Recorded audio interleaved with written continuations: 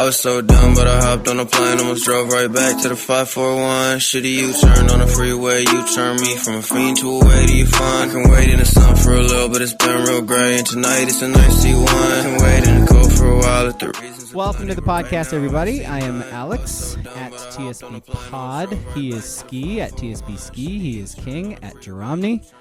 Tweet at us if you still use Twitter. We're also on Discord, Sports Brewery on Discord. It's fun. Good times. We get our lists from there. We get our movie suggestions from there. It's good. Join it. It's fun.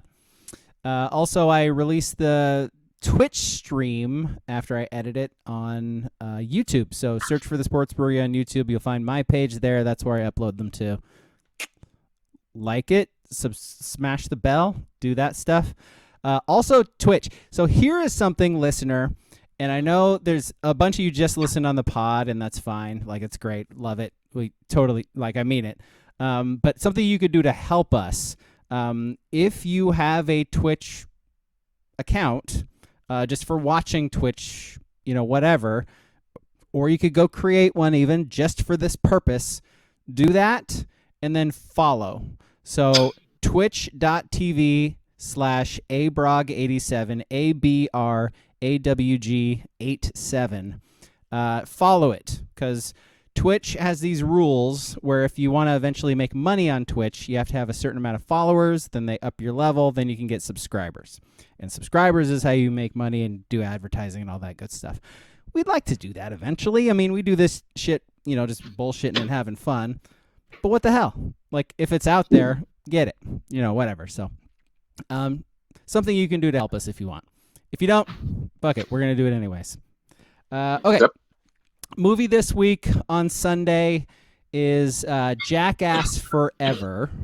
It is on Amazon Prime. It was my movie, and it's Jackass. It's obviously none of us has watched it yet because we're going to talk about it on Sunday, but it's a Jackass movie. It's the chances of it being good are very high. So listen to us talk about that for Sunday. Where should we start? I mean, we do have the spring game to talk about. We got the rest of the NFL draft to talk about. Memphis lost, and Dylan Brooks got essentially told no thanks, but no thanks. I don't know. What do you guys think? I didn't watch any of the spring game. None of it. So not even highlights or anything. I mean, I caught some Twitter clips. That's about it. So I don't know if they look good or bad. Outside of that, or if it matters because it's a spring game. See, it doesn't really matter, but you would like to see some good things happen in spring game, I guess. Yeah. Right. So, did you guys watch it? I watched the first quarter and a half, and so didn't go to it and stopped watching. Yeah. Oh, is Alexa jumping in with her fucking opinion again? I guess not. Okay, fair enough. Yeah, I had a very similar experience. I watched most of the first half, and then second half, okay, why am I still watching? I had one of my buddies ask me man, why didn't you go to the game? It was a perfect day. It's the Ducks, blah blah blah. I was like, is that a real fucking question? It's 80 degrees. I'm gonna be sitting there watching a bunch of four stringers for the Ducks play against each other. It's nah, I'm good. I can watch highlights. I can watch it on TV. That's the thing though, is it wasn't four stringers. It was not. It was not. Bo Nix was still throwing into the fourth, apparently. He was, yeah. So that's really the only that was a big difference, is the starters played the whole game. What they did in the second half is Nix swapped out with the freshman, and I'm blanking on his name right now. But the something Stad. Yeah, Novastad. That's it. Yeah. So he swapped out. He got a couple of series, and that was pretty much it. Which in the past, every single spring game, basically the whole second half has been backups, and that was very much not the case this year. I don't know, how much can we take away from a spring game? Because I want to break it down like it's a normal game, and I do have thoughts on things, but it's is it really worthwhile? No. No, and especially from kind of what you'd want to see from this team. You know, you wanted to see the full defensive line to see if they could get pressure. That's and you wanted to see you wanted to see the linebackers if they could tackle in space, kind of thing. That's it. And coverage. So that's exactly right. We had things we wanted to see in the spring game happen, and so that maybe that's what we can say. Here are some things I saw in the spring game that I wanted to see happen. The defense tackled well. That's not something they did last year. They tackled well. I mean, it's a glorified practice. Who the hell knows what they're going to do when they're not going against their teammates who they practice against every day? But they didn't miss tackles. And Oregon has very good offensive players. Like their running backs are very good. Their receivers are very good. That's another takeaway I want to get to. But they tackled them very well, and they covered well. You know, Oregon's offense kind of didn't play good in the spring game. You know, like Bo Nix was like I think that's what you want. Yeah. I think you want your offense to like be able to move the ball some, but I don't think you want your split offenses just torching your defense in the spring game. I mean, I know the offense should be ahead of defense from, you know, not hitting as soon and as much. But yeah, I think you want to see your defense get some pass breakups and make some tackles and get some stops. I don't think you want to offense just run it up every fucking play. And, you know, Nix was like under 50% for the game. And, you know, take that with a grain of salt, because Nix was trying to let his young players make plays. You could tell he was making an effort to get like Justice Lowe. He was throwing deep balls to Justice Lowe. It's like, okay, are you going to be able to like make a play on a jump ball? No. Well, is okay. Justice Lowe going to be on the field this season? No, but it's really? well, here's your opportunity. He's like, hey, if you want to get confidence going into the summer, you want to put something on tape that the coaches can look at, here's your opportunity. Not all of them did it, but some of them did. So, like, you know, Tez Johnson, for instance, like Tez looked very good. And, you know, he is talented. He has played a lot. He's small but quick. He looked very good. Franklin, we know he's very good. He again looked very good. Hudson, we want him to take another step. He had like 150 receiving yards or whatever. So, like, if you're looking for guys who are like, you know, evolving into the program to be better in the fall when it actually matters, you're looking for guys to do stuff like that in the spring game, I guess. And so we did see that a little bit. I don't know. Yeah. I mean, again, I don't think it matters. No. It doesn't really matter. I treat the spring game kind of like those very early Duck basketball games against shitty teams. It's like, I just want to kind of see the guys that are new to the team. Yeah. I want to see if there's, you know, any kind of cohesion between, you know, cause they have the split offensive line. So that was the other kind of want to see. Yeah. You know, you got a lot of new players on the O-line, but they're all split up. They're, you know, you're not going to get a good read on it anyway. And that's why they could not run the ball whatsoever in the spring game. Yeah. And then don't get hurt. I don't think I saw anything about a player really getting hurt. So nope. Yep. Ferguson didn't play because he was hurt. Yeah, he was already hurt. He's apparently going to be fine. Yeah, I agree. I don't know. I think going into the summer, I think I feel very confident about Oregon's offense. I still don't really know anything about their defense. So we'll see. So again, like, I think the spring game is more to, you know, if you're Oregon, to raise money for Food for Lane County, I guess, which, hey, Colorado, you're very proud about selling out and charging a fee for your spring game tickets. This is probably more of what you should be doing with your spring game. Okay, whatever. You know, are you really doing spring game shit talk? bitch. Come on, man. prime time. Why don't you try to help out the less fortunate? Prime time. Yeah, you're right. Fair enough. Again, I'm really like, I'm trying to like not take it seriously, but also sort of do it, because people who are listening to us are like, hey, the spring game happened. Give us some thoughts on the spring game. There's no one listening to us who cares about the fucking spring game. That is not the show we do. Like, I'm just saying, if you are listening to this, you may have gone to the spring game, but you went there to get a tan and take your kid or your whatever. If you are listening to this, you do not give a fuck about the spring game. We do not cover sports like that. Like, yeah. I hate spring practice. All it is injuries and convincing yourself that, well, the DBs got torched because the receivers are so good and the quarterback was just so. It's all the mind fuck. It's stupid. It's dumb. I hate it. I'm so glad spring practice is over every year, and I'm just like, please, no one get injured. All I see are torn ACLs. Don't get hurt. It's all I see in spring ball. I don't care. I don't like it. I don't watch it. I don't even pay attention.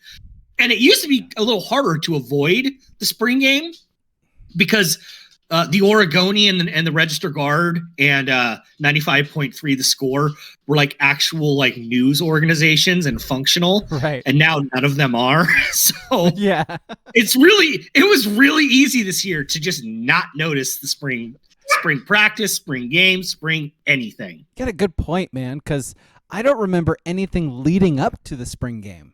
Like, I don't remember any, like, the only thing that hit timelines or whatever was like Rob Mosley's practice reports or whatever. And, you know, he works for the team, so he's the only guy. He's the only guy who has to do that. He contractually has to. And by the way, he blocks me on Twitter, so I can't see this shit anyway. I think it's hilarious that he blocked you and he unblocked me years ago. You're the number 4. I just find it funny. You know what, my guy? You make a list. You're unblocked. It's true. Yeah. Shout out to the I-5 corridor. Yeah. You were featured on Deadspin once too. Twice actually. Twice. Excuse me. I just claimed once, but there was a second time. And Larry Brown Sports, just yeah, WCP Duck Propaganda. Yeah, it's state media. That's what it is. It's Oregon Duck state media. That's the only thing we have. Is that and Joey Mack on Duck Insider interviewing people. And that's pretty much it. Well, how many people went to the spring game? Because, like I said, before the spring game, the only thing I really saw was all the ex-players that were going to be at the spring game. Yeah, lots of them, right? I was going to say, I wonder how many people went because, you know, just to see them walking the sideline again. Just to like see Marcus Mariota. Just to see Marcus Mariota on the field, calling plays and shit like that for him. Mariota and Holland, right? Javon Holland? Yeah. Correct. Yes. Yeah. Okay. Well, how do you feel, King, do you like this as a Duck fan to have 45,000 people go to the spring game? Let's be honest. There weren't 45,000 people there. But, you know, whatever. They can lie. Whatever. There's no turns down. They can and they do. To that point, do we care about that anymore? Because like 10 years ago we did. Like 10 years ago it was a badge. Well, because I mean, and it's just a different time now. We're like, Bilotti at the very end of his last 2 years, they got on ESPN because they were just open to being on ESPN. Like in 2007, no one really cared in April, but it became a thing. And this year, and now ESPN is just kind of out of the spring game business because they realize no one watches them. Colorado was the only game on ESPN proper this spring. And they sent all of their talent to that one. They did. They had reporters, like normal play-by-play color guys, on the sideline just because they needed a place to put them. And it was and so no one cares anymore. It's not a thing. It's a fundraiser. It's a good opportunity to get a tan and take your kid, test out if, hey, maybe they'll like a game in the next year or two. Something like that. That's what it is. It's such a big thing, by the way, is like testing out your kids on things like that.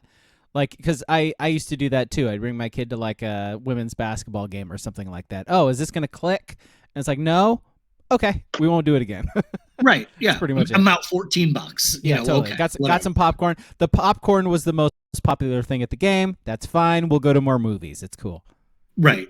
Yeah. Take him to an M's or a Duck baseball game before you take him to an A's game. You know. But I will say, like, I've done shout that out too. to Bilotti and into Chip and whatever.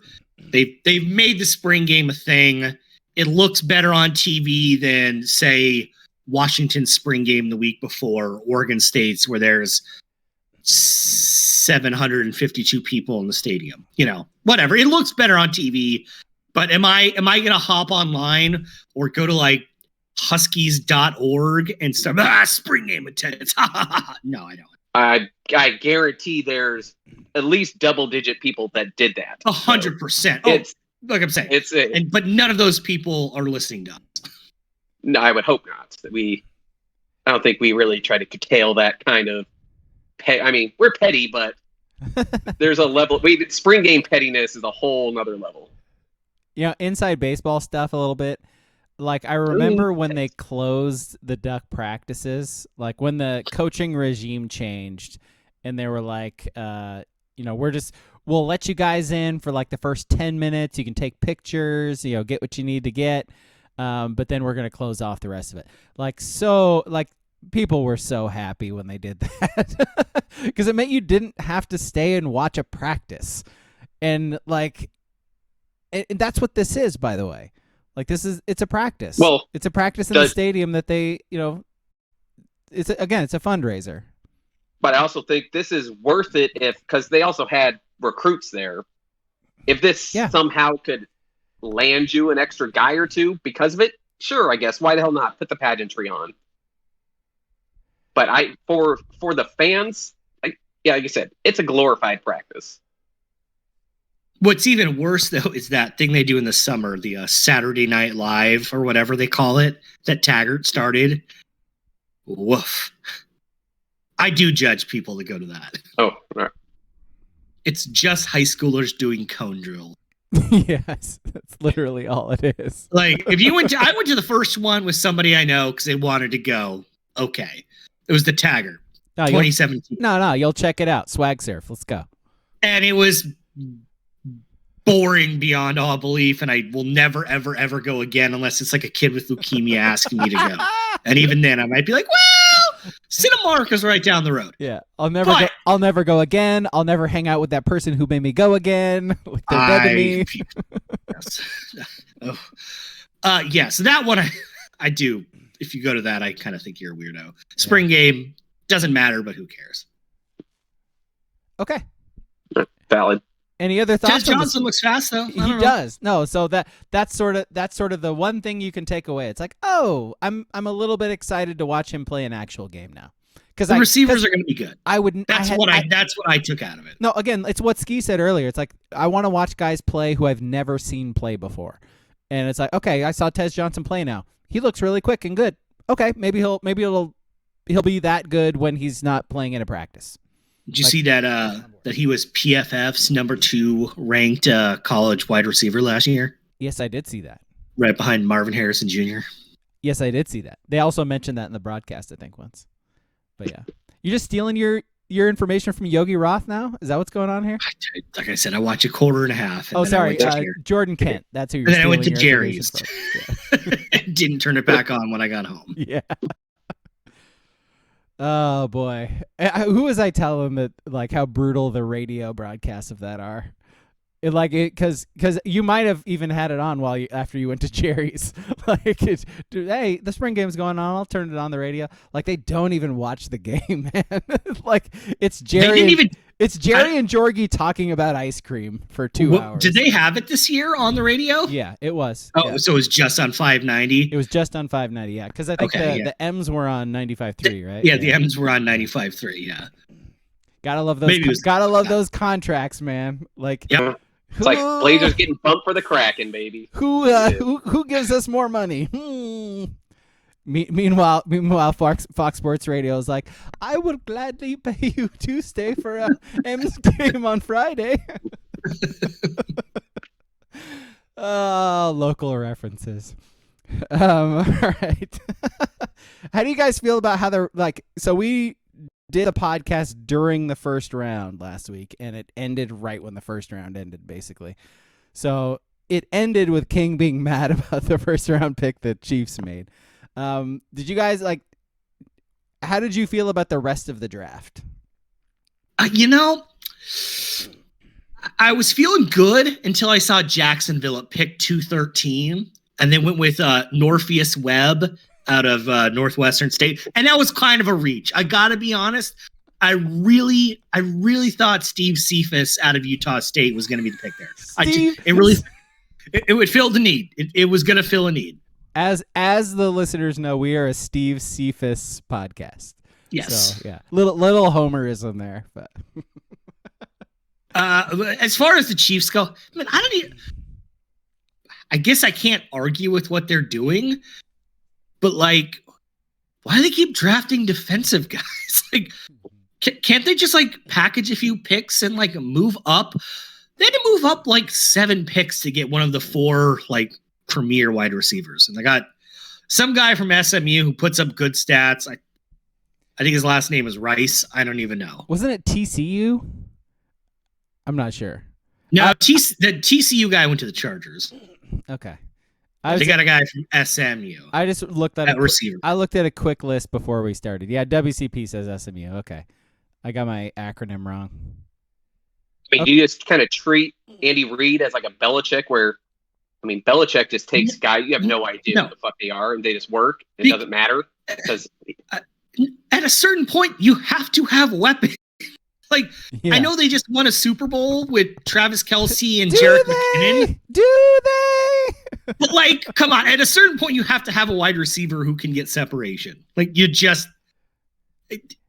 You did lose, like, Smith-Schuster, too. So it's like, you do need to replace that. I mean, he's not like a lead or anything. And Mecole, right? Yeah. Yeah, so you lost, like... Mecole. You lost your 2 top receivers, which... 2 top receivers. I just think they're playing with fire. Like this might be like the year where they're like, oh, okay. At the end of it, they're like, you know what? We should probably get another weapon because Travis Kelce's 35. Yeah. I mean, they could still trade for somebody. That's still a thing. I guess. I guess I just don't see it. I feel like they're being very. They're doing it on purpose, just to piss you off. I don't know. There's the 2 ways now because there's become so many good receivers and they are better like right out of college to where a lot of teams, they're going to scoop up the young receiver because they're cheaper to start with. Or I think you could go the Chiefs way and you pick up those guys at these teams they just don't want to pay because they rather have the younger guy and they plug and play him. Like I said, Juju Smith-Schuster, Mecole Hardman. I mean, you could pick up 2 guys right now similar to those players that have played in the league before. I may go get Robert Woods right now if you want to. Boom. Nah, I'm good. I'm good. Didn't he just sign with somebody? I think he just I think signed? he's unavailable. Yeah. How about the Colts? I mean, you got the worst case scenario at quarterback. Didn't look or care or see what they got after Richardson. Yeah, a lot like what I did with the Chiefs. I looked at a list of the guys that the Colts got after Richardson, and I don't recognize any of them or know who they are. Doesn't matter anyway. Yeah, they could have got the best player in every round. They're still going to be bad next year. Doesn't matter. Yeah, does not matter. So this might be like homerism a bit, but I kind of liked what the 49ers did. I mean, they didn't pick until the 3rd. They had 3 picks in the 3rd. And so they got a safety. They needed a safety because Jimmy Ward went to the Texans. They needed a new nickel safety. So it might be somebody who's currently on the roster, but they drafted one in the 3rd from Penn State. He could end up being that guy. Who knows? We'll see. Worth a risk. And then they traded up and got a kicker in the 3rd round.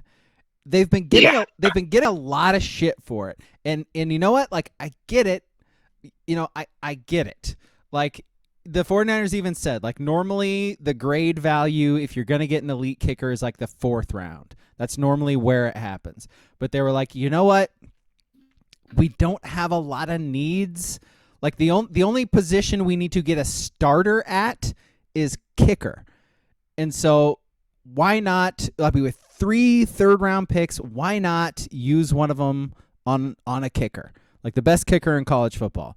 And so it's like, Like, yes, you could have waited, but what if somebody did pick him in the 4th round? Oh, what a wreck. And then you don't get him. Suck it, Kraken. Yeah, 2-0 Dallas, right? Yeah. The fuck? I mean, it's a kicker. It is a kicker. No, but it's their starting and a beauty. What a beauty. Kick save and a beauty. No, but like Robbie Gould is not on the team anymore. He's asking for more money than they're willing to pay a kicker. You know, we've talked about that before, like how much you're willing to pay a position. And Robbie Gould has priced himself out of the 49ers and what they are willing to pay a kicker. And so you do what you're supposed to do. You get a rookie or a young kid and you underpay him for 3 or 4 years. And hopefully he works out. Who the fuck knows with a kicker? You know, like, who knows? Nobody knows. I mean, you're probably gonna bring in 2 veteran kickers that aren't on teams right now into camp. You don't know who's gonna come out of there, so that's why you kind of don't reach in the 3rd for a kicker. Well, yeah, I guess. So you say that, like WCP says they could have waited until the 5th round for a kicker, but they had 3 third-round picks and they need a kicker. So it's like, that's the kicker. Why take the risk? Like, why take the risk? Just get him. You might as well. I don't know. I'm giving them benefit of the doubt because they scout players really fucking well. Like, all of their good players are, middle to late round picks. So it's like Adam Peters, John Lynch, I give you benefit of the doubt. If you want to take a kicker in the 3rd round, you know what? You've earned the right to do that. Like with picking George Kittle in the 5th round and, Fred Warner in the 4th round, like that kind of shit. It's like, go ahead, like pick a kicker. Maybe he's good. Maybe he's not. Like, it's cool. I just treat it like a fantasy football draft. Anyone that selects a kicker in like the 6th or 7th round, team's going to be dog shit. Yes. No, I get it. So, yeah, Booble said that too, actually. He's like, wait until Fantasy League this year and I take a kicker in the 1st. Go big or go home. Look, do you want the best? You got to go early, man. Oh, by the way, like he also mentioned, going back to Richardson, the broadcast said that Richardson will sit for a year behind Minshew. I'm sorry, man. You do not sit him. Minshew's playing or Richardson playing. The team is not going to be good, so just go get Richardson killed and as King said, find out. I guess you'll be able to tell within a year if he's going to be able to make a jump, you think, or not. Yeah, and take another fucking quarterback next year. Fuck around and find out. So there were more Ducks taken, I guess. Let's see. DJ Johnson went to the Panthers in the 3rd. This was after Christian Gonzalez to the Patriots, by the way, in the 1st. Noah Sewell fell to the 5th. What they draft him as is the question. Yeah. No, it's not a linebacker. The Bears. Yeah, he was listed as a linebacker. I know they put the specific position they draft them at on the cards when they like hand them up now. So he was a linebacker. Like they drafted him as a linebacker. So we'll see, man. Now Sewell. So 5th round feels right though, right? For Sewell. Or later, yeah. I think 5th feels right. I mean, I could see him being a special teams god because all he has to do is run straight and just collide into people. I actually want to see him play in a real game and see him go into coverage against NFL talent receiver, line, and tight end. Yeah, NFC. It'll be NFC. Match him up against someone like the good tight ends in the NFC and see how he does. He's gonna get wrecked. Absolutely wrecked. NFL coaches are too good at designing and scheming things. You can't hide in the NFL. Yeah, if you have a big glaring weakness, unless he could, I will give it to him that he could work on his footwork, work on, drills and stuff and get decent in the passing coverage. He could, but as what we saw at Oregon, he's going to get eaten alive. He got schemed in college. Yeah. Like, he's going to get schemed in the NFL if he gets on the field. Again, I feel bad because I do wish him the best. He seems like a good kid. Like, but we've just seen his extreme limitations, like on the field, man. And I don't know. I mean, King said it over and over. Him in a straight line and go, he's probably better than a 5th round talent at linebacker. Special teams. Yep. Yeah. But yeah, when you got to do more than just run straight and hit someone in NFL football. So. See, then Saleh went to the Ravens in the 6th. Jordan Riley, who was apparently a Ducks player, went to the Giants in the 7th. Yeah, that was a name I knew. And Alex Forsyth to the Broncos in the 7th. Why do you guys hate Nebraska transfers? Like, it's bizarre. Scott Frost products, man. Come on. No block, no rock. I don't know. Speaking of transfers, since you watched it, how did Trayshawn, did he get on the field? He did. The Iowa linebacker. Trayshawn had 6 catches for 47 yards. Also dropped the ball like 4 or 5 times, from what I saw. That's really what happened to Knicks. Is Knicks had guys drop the ball a lot. Like it was pretty bad. I don't remember a linebacker at all. Period. So the Iowa linebacker, no recollection. I guess that's a good thing if you don't notice linebackers. You know who I do remember on defense is a little kid out of a pesky high school in our area. Starts with an S, ends with an South Eugene. Bryce Betcher. That dude was that double B. Double B, baby. Favorite. All over the field, man. Hometown hero. You go to Walmart and he's up there with all the veterans as a hometown hero. Yeah. On that wall. You know it. Bryce Butcher, right? What's his name? They got to make a Pepsi display with his image in it in the Albertsons. Yeah. I love the post-game thing. Like, wow, what an amazing feat. He played in a spring game and then made his way 14 feet over to PK Park and watched the 9th inning in uniform. What an athletic feat. I mean, cracking on the board. Like the Colorado coach did like play a World Series game and an NFL game in the same weekend. I mean, I'm just no. As far as athletic feats go, even for local media, I was like, okay, we need to. That is really like not dial that one impressive. Back a little bit here. Let's just let's ease up on Bryce Buttigieg or whatever. Like a little much. Didn't Dion do it in the same day? Didn't they like fly him in a helicopter? Yeah, I can't remember if it was the same day or. I think it was, yeah, because he played like for the Falcons in the morning, and then they flew him in a helicopter to play like for the Braves or something. Yeah, I think it was the same day. How did Ugalele play? Oh, Matty U. Did he get on the field? He looked really good. He looked incredible. Like I said, I didn't really pay much attention watching the game, but just the clips, which again, they're selected highlights. I totally get it. Propaganda has been said already. Dude. He looked like a player, man. Yeah. Right. Yeah.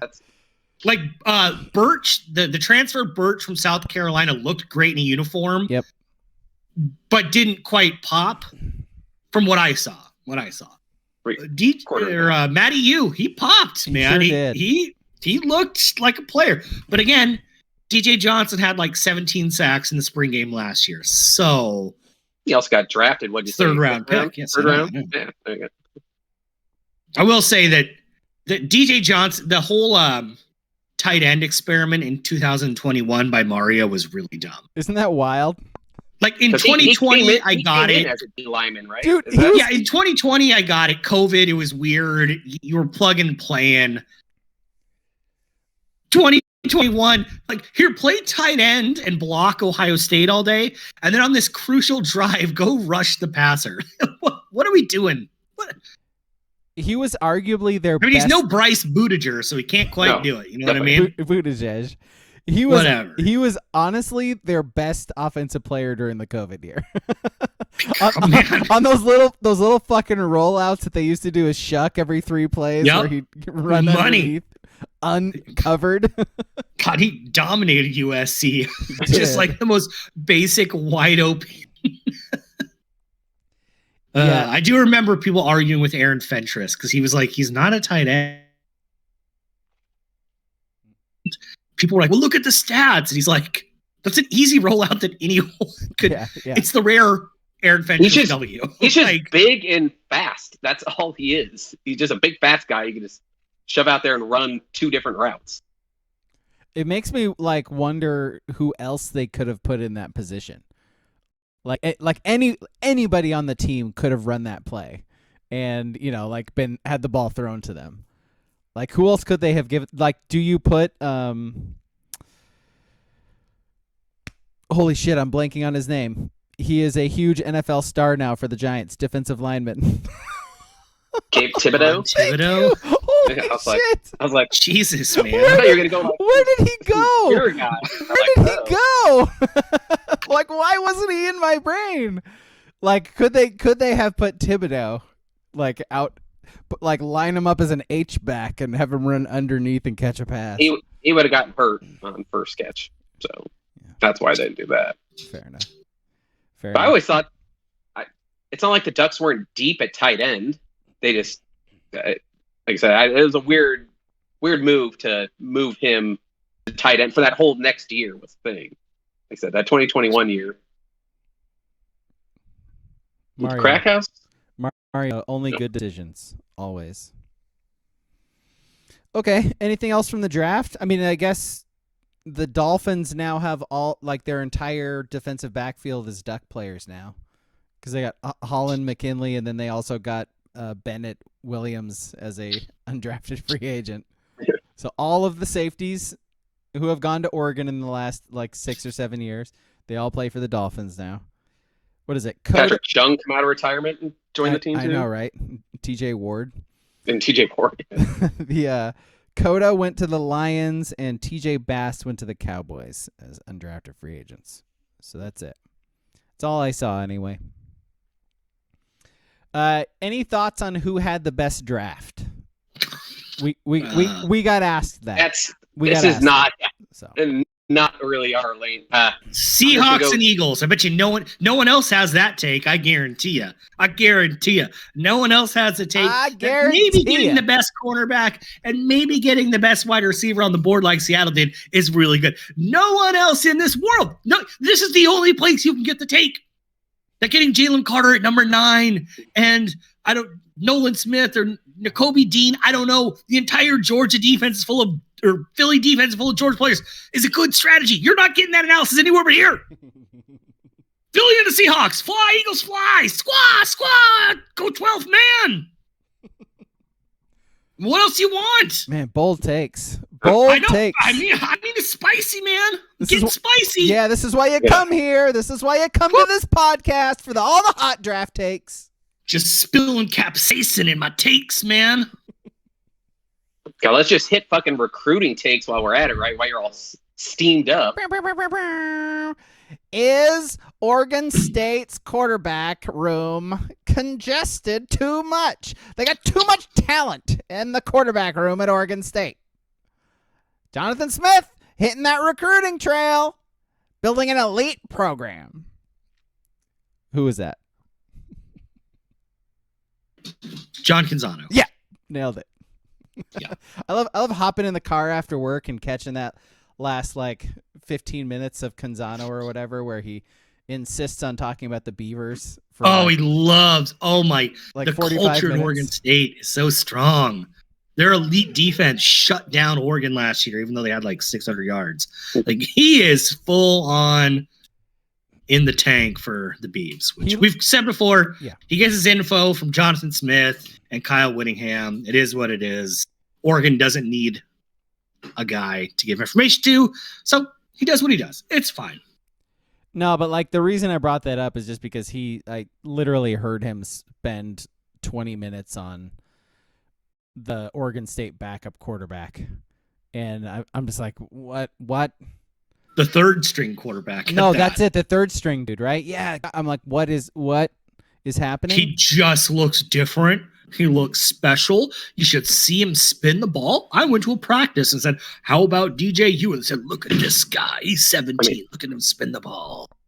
I mean, is DJU not just locked in at QB there? He's gonna start. 1,000% Yeah, he's right? locked in. Yeah, Yes. Okay, I'm not gonna do the thing where that child. His name's like Aiden Childs, is the Oregon State third string quarterback. Yes. He could be really good in 3 years. He literally looks like he weighs $160. Like, Yeah. he could not finish a Pac-12 season right now. Period. Like, he would be broken. But broken. he Did just your boy- spins it. Did your boy Haener get drafted? I didn't see. Very late. Haener got Was he drafted. actually got drafted? Haener got drafted by the Saints, who traded up to get him. As a matter of Ooh. fact, yeah. I mean, they traded up in like the 5th round, I think, but yeah. I did brought up that. I did see some Twitter account on Thursday that was like, college football, whatever, some college football site. Like, if Oregon fans can claim Christian Gonzalez, Washington fans can claim Jake Haener. It's like, you're comparing a guy at that time, because going to go top 10 to a 6th round pick. Like, what? Oh no, I really don't want to do that. Wait, they were trying to say the Ducks can't claim Christian Gonzalez? They're saying if they can, then Washington gets to claim Jake Haener. And you can claim Jake Haener. He play at Washington? Really? Yes. Ski, where have you been, man? Where were you last year? Or 2 years ago, when everyone loved Jake Haener? Where have you been? I'm trying to remember how much he played. He really didn't play because he wasn't good. No, yeah, that's what I thought. Yeah, so I'm not misremembering. Yeah. But also the Jake Haener stuff is funny because it was like he had a really good September of 2021 and then was just kind of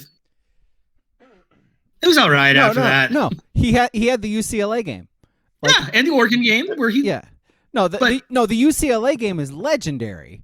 Because he kept faking injuries. Yeah, where it was back and forth. He kept faking the injuries. He kept throwing darts. They had to deep him like 3 times on the field. I mean, Jesus. Every time he threw a pass, it looked like he got shot with an arrow. Yeah. We all thought it was heroic, but by October we were like, okay, this guy is just faking everything. No. While the game was going on, I remember distinctly everybody was going fucking insane. Like, King Haener, he's the best quarterback ever. This is the best game I've ever seen. Yeah, and then you said it like a few months later. We're like, oh, he's still doing that? Every time he throws an incompletion, his knee blows up, but he's fine the next play. It's weird. I mean, they just like Byron Leftwich him all season, didn't they? He never had to take a walk. Pretty much, yeah. The ball, so, yeah. It was like the Anthony Davis. Every time he missed the pass, he like grabbed his hip and winced. He absolutely did. He absolutely did. What's happening in hockey right now? Old Joe Pavelski with fucking netting one for Dallas. I heard 3-1 Stars. I heard an announcer say "wicked wrister" the other day. Yeah, it's like, oh man, wicked wristers. That's not something that people just say. Like they still use that as a phrase in hockey. That's great. Yeah, that's great. Joe Pavelski, folks. Joe Pavelski, folks. No, but I want to go back to this take, this UW take. Did you guys remember or even know of Christian Gonzalez before he transferred to Oregon? Yeah, a little bit. A little bit? Because I thought I saw the stat where they were like breaking down, it was like pre-draft stuff. They're like, he had like 1 interception at Colorado. No, he had 0. Was it 0? Yeah. But it was COVID season, which whatever. He played like 3 games. And then 21, where I think he was like second team all Pac-12, though, even though he didn't get picks. Because I remember he transferred to Oregon and Mekhi Blackman transferred from Colorado to USC. And everyone's like, oh my God, USC got this, whatever. And people were like, well, he barely played. And this other guy was like second team. So, like, did I know was I grinding his tape? No. But. All right. Oh, that's our podcast. We grind tape. Grinding. I heard the name. I knew he was like all Pac-12. I knew he was a player in the conference. Why do you watch Colorado unless they play against Oregon? Like, it's no. And Anthony Brown carved him up that year. Yeah, he did. He carved up a lot of people. Everyone up to the highest pass completion percentage in the conference. The most efficient quarterback in the country. I mean, what are we talking about here? Led the Pac-12 in offense that year. Yeah, I mean, who didn't he carve out? Yeah. He only has one less playoff win than Lamar Jackson. So, Lamar Jackson's going to throw for 6,000 yards. So, I don't know. Yep. Yeah. Breaking. NFL now plays a 40-game season. Yeah. I looked it up. His most yards in a year is like 3,100 passing. I know. It was in like 19. Who are you going to throw all those yards to, my guy? Like OBJ? You think Odell Beckham Jr. is going to catch 2,000 yards this year? Like Mark Andrews? I did like who they did pick someone in the first round, a receiver who is so good I can't remember who it is, but I did like the pick. Was it Zay they something? got Zay Flowers. Yeah. Yeah. So I mean, whatever. But yeah, hey Lamar, like let's throw for 3,500. Like actually, how about let's just play post Thanksgiving? Yeah. Yeah, my guy. Finish your season. Let's start there. Joe Pavelski closing in on Sidney Crosby and Alex Ovechkin for the all-time active playoff goal leader, folks. Let's break down some hockey. You guys watch any Lakers and Warriors? A little bit. It was like the Lakers getting their doors blown off tonight was just peak NBA script. Like there was no reason to watch tonight. I turned it on because I was like, oh shoot. Middle of the first quarter, and LeBron has 15 and the Lakers are up 4. Oh, that's cool. And I watched the first quarter, and then I watched some of the second quarters. Like, they're down 20.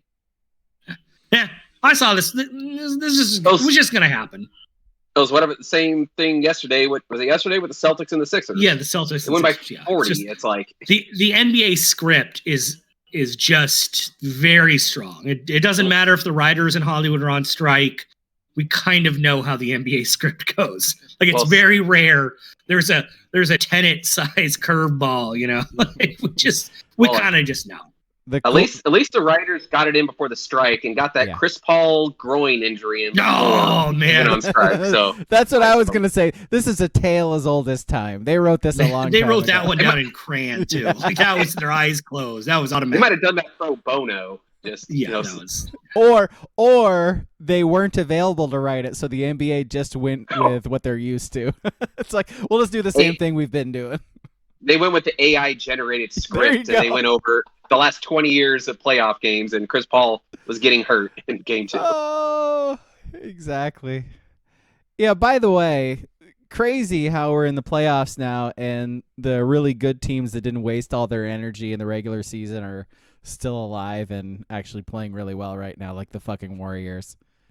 See, Budenholzer got fired. Oh, like the best. Can't dump a 1 seed in the first round. Man, but like, job. Man, it's crazy though. Like the regular season they had, and then that's what made it worse. If they were a 2 or 3 seed, sure, you'd lose the first round. That'll happen. I get it, but like my thing with firing a coach is like, who are you going to replace him with? It's like it doesn't matter. I guess. Okay. All right.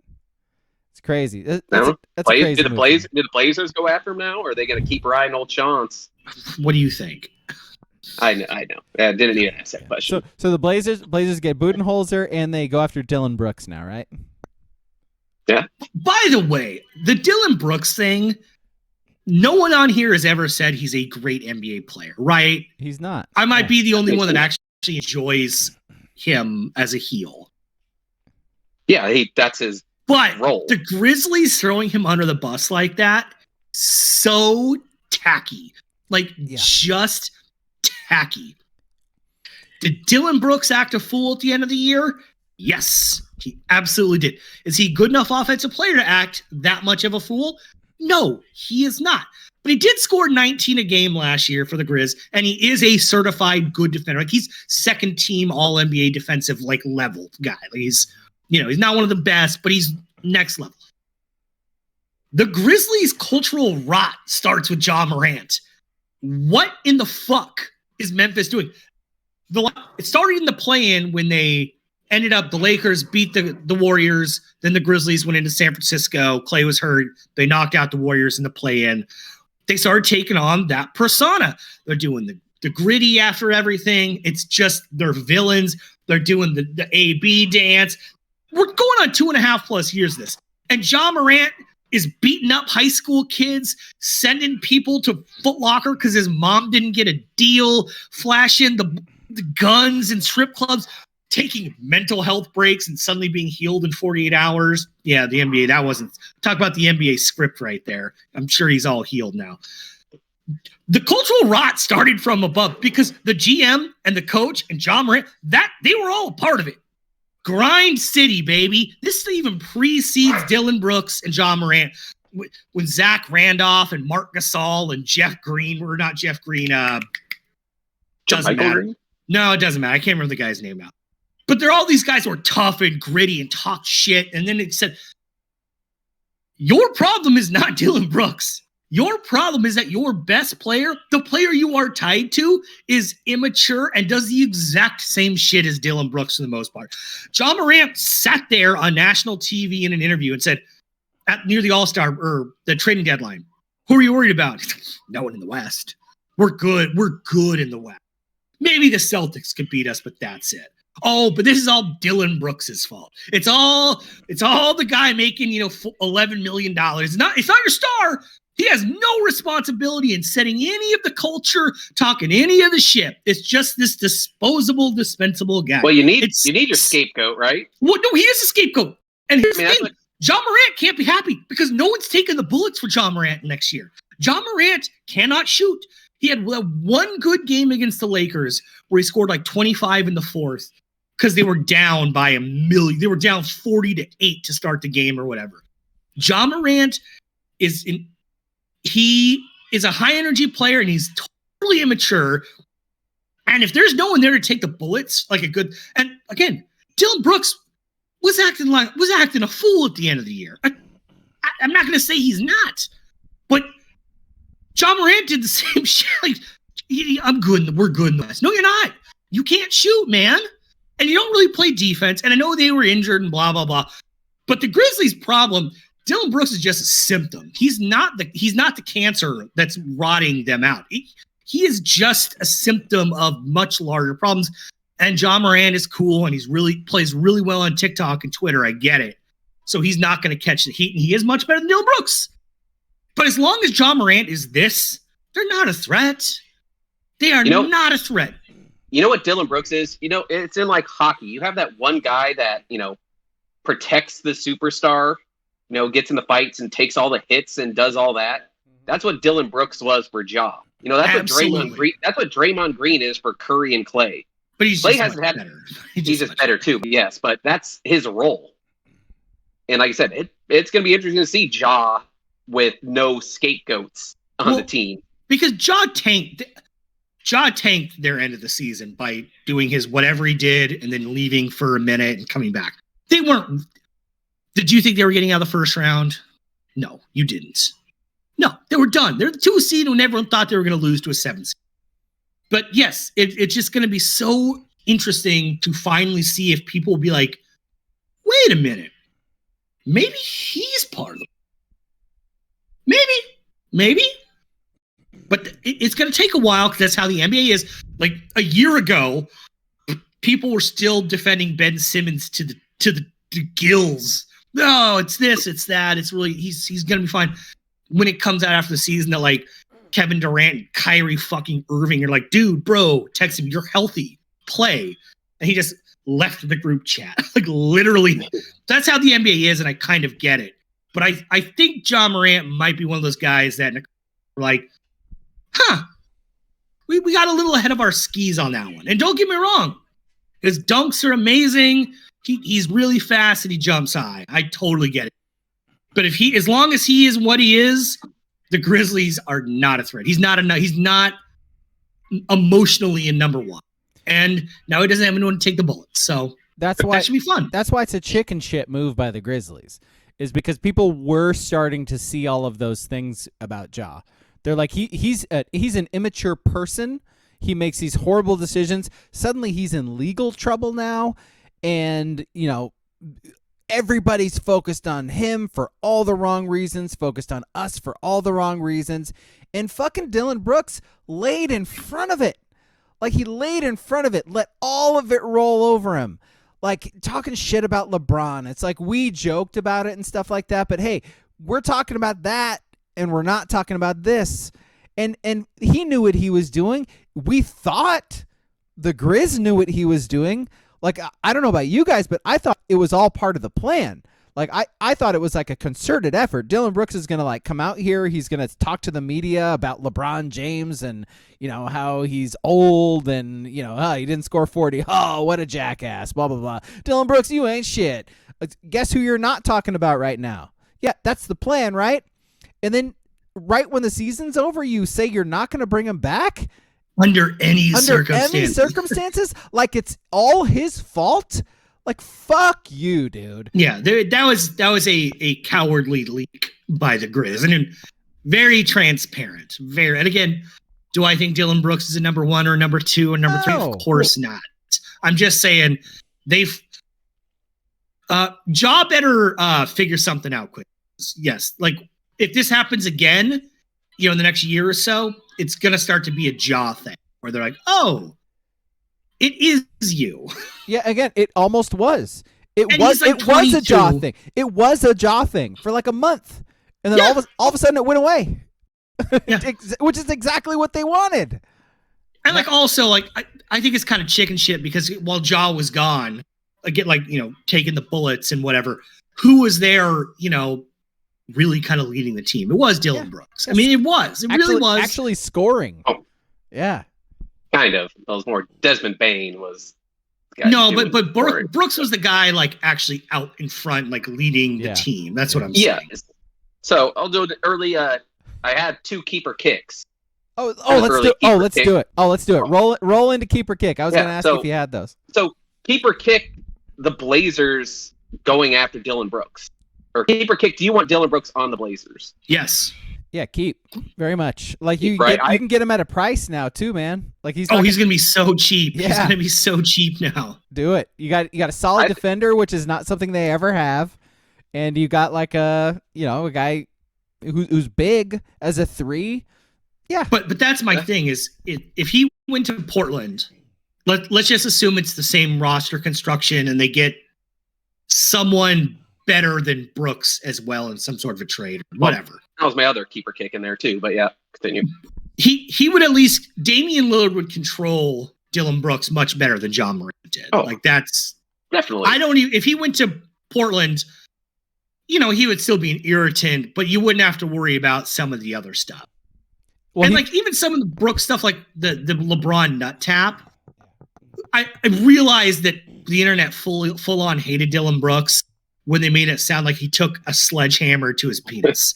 Like it was not that egregious. Like let's just be honest. by the way, folks, Jackass Forever on Sunday. Sledgehammer to the penis. Actually, Just so saying. thinking of this now, you know what the real piece missing for this Grizzly team was? Steven Adams. Because Steven Adams is the one that would have like kind of controlled everyone. He's the real kind of leader of that team. And he's been out all year. So when he's out, It's a really, really good point.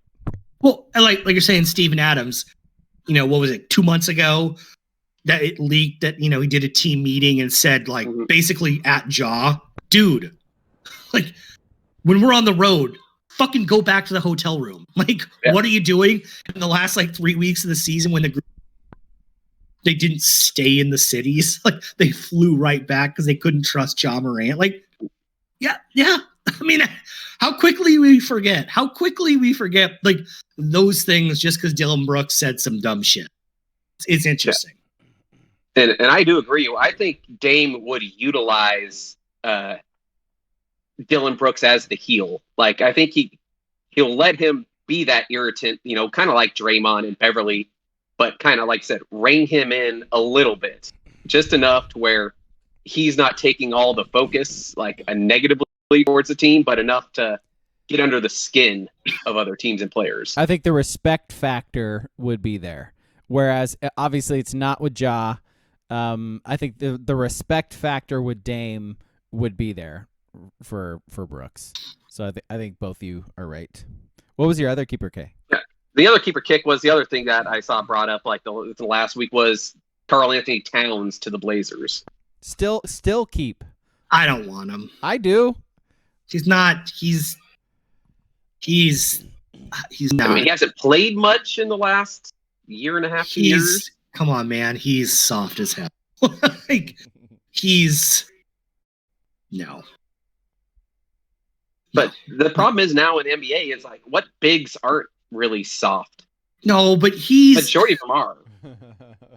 And all that Jimmy Butler stuff from a few years ago is turning out to be very true. Like, very prophetic. And we now know why Jimmy Butler hated Karl Anthony Towns, because he is, yeah. No, I actually don't want to see Karl Anthony Towns play ever. Like, he just leave. Let alone for Portland. I don't need him in my life. I love that. What about you, Ski? I'm torn because he is probably the best big they can actually get if he wants to Natalie Imbruglia situation. I am torn. Yeah. Because I like I said, I'm with King. I wish they could get someone else. They just can't. That's the problem. So I would keep him. Just he's not Nurk. That's all I. Really that is a fair point. You want to know what? He's not. You want to know what? You might have me there. He is not Nurk, and I cannot stand watching that guy. I love that. That's the standard. I'll keep. Come on, Cat. KATPDX. Let's do it. Do it. Oh God. All right. That's all. Should we just roll into our list then? Wrap things up. So who came up with the list idea? Was that you, Ski? I guess it was me. Yeah. Okay. What was our list idea? All right. So Kentucky Derby this Saturday. So our list: top 3 names you would name a horse if you had one in the Derby. I have way more than 3. Do you guys have more than 3? I just have the 3 because I went with a bit on an angle on it. So. I gave the chat like a heads up too, so we're gonna have some rolling in from there too. So we'll just start going through them. All right, I'll start then because I got a few more here. Let's see, which one am I gonna choose? I'll give the bonus ones after. How about Edgar Allan Pony? Pretty good. Got Sticky Icky from the chat and Horse E Sauce. Horsey sauce? Horse E I do like sauce. me some horsey sauce. Well, they break a leg and they become the meats. Yeah. We have the meats. What was the HBO show? Luck. Yeah, Luck, where all the horses died. They had to. That was just they had to cancel a TV show because horses died too much. That's fucking crazy. That wasn't really the show's fault. There was a big problem in Southern California on their track where a ton of horses were going down for like a 2-year span. All right, I guess I go. So my little thing is, so I'm taking the horse racing, the sire, the father of the horse. I went through all of them from who are actually in the Derby. So that's what my name is. So first one is Tap It and Quit It. Tap it and quit it. Because that's a sire. Tap it. There you go. There's one. Okay. So what? Rewind. It's a sex reference, Alex. No, I get that part. But what's your process for coming up with these names? So the sire of all the horses in the Kentucky Derby. My this year, liege. yes, their pedigree. I looked through to see what each horse's pedigree was, and I ripped off. So these pedigree. Are based on actual horses that exist. Actual horse names, yes. You're naming their offspring that could be in the Kentucky Derby. They should name offspring of them instead. Yes. Okay, I'm sorry. I needed that explained to me. I apologize. Go ahead, Kay. My number 3, Thunder Rolls. And the lightning strikes. Because coming down that last little thing. Thunder Rolls. It works. That's good. Down the stretch he comes. Let's see. My number 2. Let's go with Pony Soprano. There you go. I got 2 ponies. Pony Soprano. I'm sensing a theme. Number 2 is from the chat. Meat Sweats and Bridal of Chucky. Oh, That's a good one. I like that. I like one. that. So let's see. I know. So you can name your horse anything you want doesn't have a swear word in it. That's the only rule for actually naming horses. Because I have seen a horse. One was actually named D's Nuts. DZNUTS. So it should be NUTZ, but it's fine. Yes. All right. So my number 2, Braga. I think you'll like this one. Sire Curlin. So the horse would name Toe Curlin. Do a little toe curlin. Well, is that another sex reference? well, It is. It That's is. a Letterkenny Letterkenny reference. reference too. Yeah. Oh, Do some toe curling. It means you're gonna go into the bedroom and have sex, King. Toe curling. my number 2, because I assume if I own a horse that is in the Kentucky Derby, I'm a rich asshole who votes for very problematic candidates but says it's just for tax purposes. So my horse is named number 2, Butter Emails.